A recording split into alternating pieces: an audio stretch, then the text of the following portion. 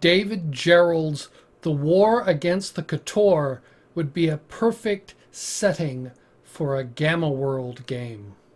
Welcome to my channel. I focus on tabletop role-playing games, video games, and science fiction.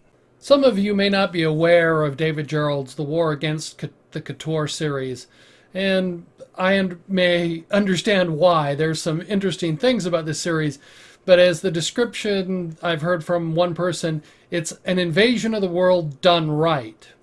What do I mean by that?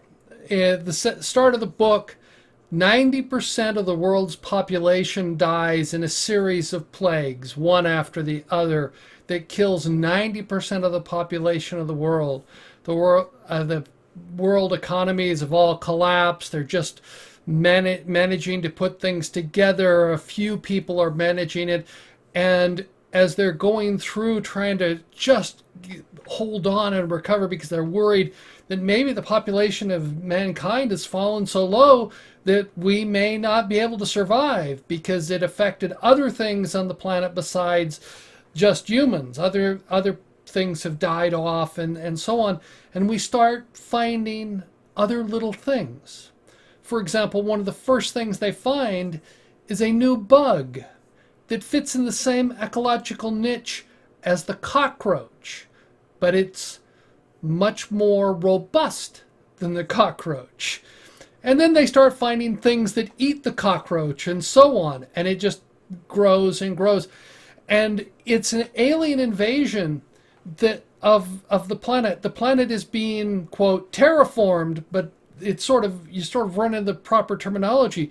The planet is being changed to a different ecology for something else. And throughout the books, the first book is A Matter for Men, then you have a Day for Damnation, and then A Rage for Revenge. That's the three that have been published.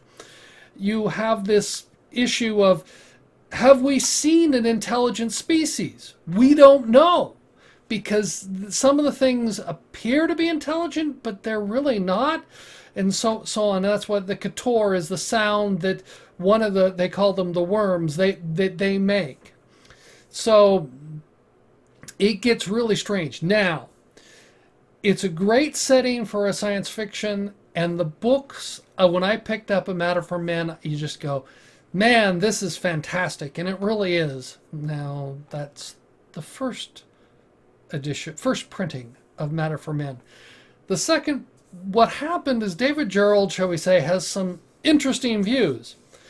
And the first, and The Matter for Men was evidently heavily edited, very heavily edited, by the publisher, of the first publisher. And the same thing with the second book, which was A Day for Damnation.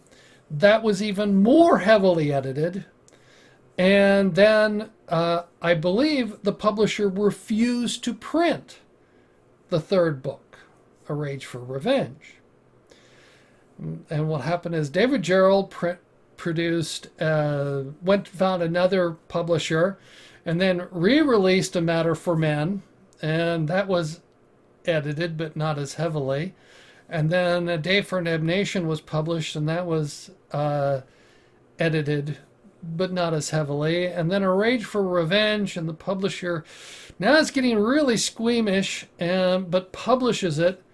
And then there's conflicting stories. One story, which I can't back up, was that A Season for Slaughter, which is supposed to be the fourth book, the publisher said, no, I can't even publish this one. Now, why? In this is a great set of books. Don't get me wrong, but it's not for the squeamish, because it starts talking about pedophilia.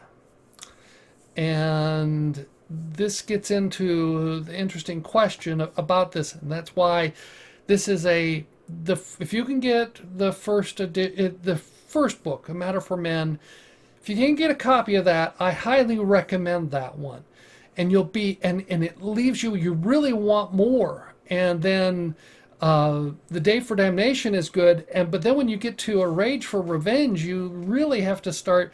It starts to, at least for me, it starts to make my skin crawl. I think that was the one that really started to get into some of the pedophilia, and it gets really kind of icky to me. The story of the invasion and what's happening to the world is great, and it's a great science fiction setting that I'd love to see as an RPG. But you get in there, and I would read A Season for Slaughter, which is the fourth book, but it just got, I just get concerned. And my understanding is either David Gerrold has a serious writer's block, because he was supposed to publish this, I think, in, is it Season for, let me just check here. Was it Season for Slaughter?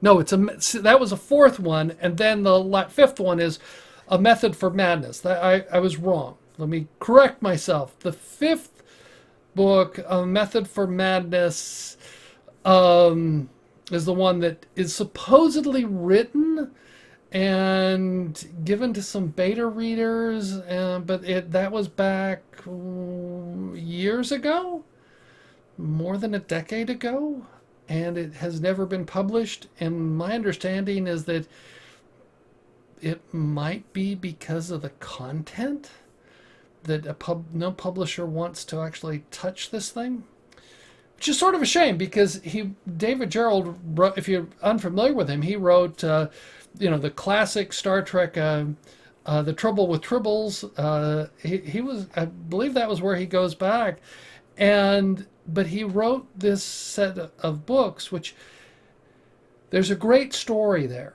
There's some memorable characters there, and there's some really icky things, is the best way to describe it, in the books. And so I have this questionable recommendation. This is definitely for adults. You don't want to give this to any teenagers, and you got to be very be able to handle difficult reading material, because some of this is reading material because it's presented in a light that tries to explain it. And Gerald has had some difficulty. I remember I went to a convention, a World Science Fiction convention, where he was there, and people were saying that, yeah, David Gerald came off kind of weird. I didn't attend that one. There were some other conflicting events, and I missed it. But I did like the story. And if you were going to set this up in Gamma World, here you've got you don't have to have mutants. You have an entire separate set of alien species that are in there, and they all have their own terrifying things about them. And then you have to fight them, and you can go out there with attack helicopters, and there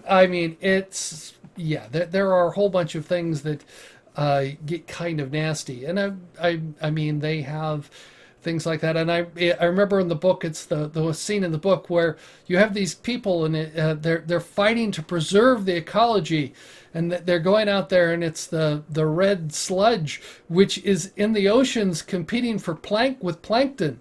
And they're going, oh, if we lose the oceans, we lose the world. That was the argument. We have to do that.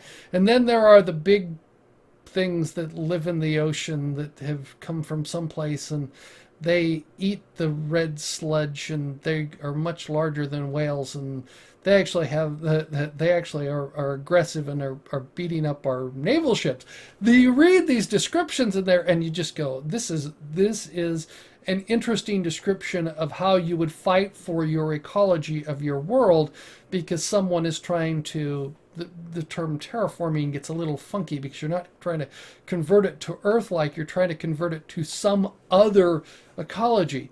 So you have this, that's why this is a great setting for something like Gamma World and it's post-apocalyptic, because you don't have as many people, because they're all dead, and there are some other strange things going on with humans and so on, and you're not sure what has affected them and so on.